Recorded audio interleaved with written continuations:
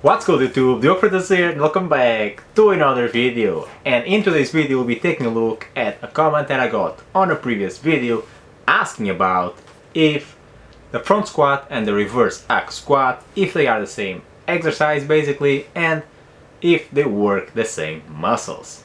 So sit back, relax and enjoy, because without any further ado we're gonna jump straight into the video. So the reverse hack squat and the front squat.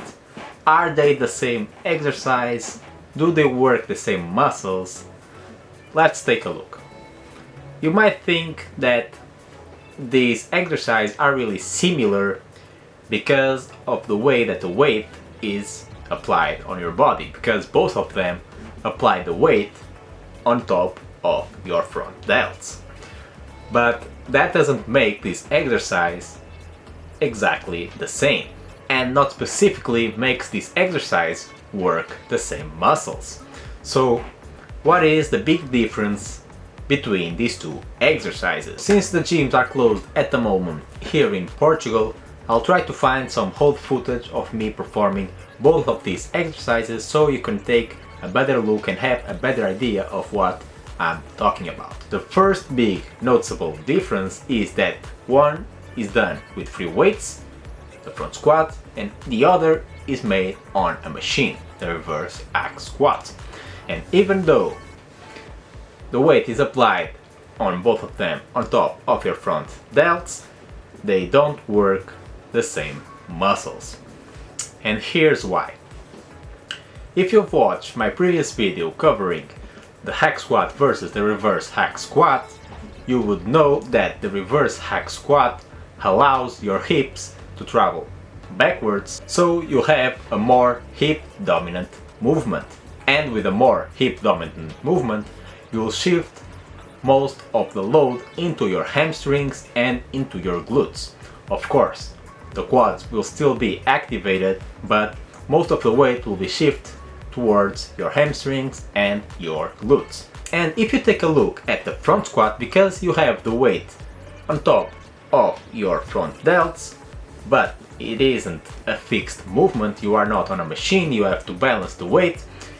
If you let your chest go down to get more hip movement, you'll probably be ending up dropping the bar, because you need to keep your torso upright in order to balance the bar, and you can't simply drop it like you would do on a back squat. On a back squat you can either go high bar and keep your torso upright, or you can go low bar and get your torso a little bit forward. But on the front squat you can't really do that, because if you do that you lose balance and you'll probably drop the weight in front of you. So if you can't drop your torso forward, you'll not get as much hip movement backwards, and therefore you'll be forced to make your knees travel a little bit forward in order to go down, and that will shift most of the weight into your quads.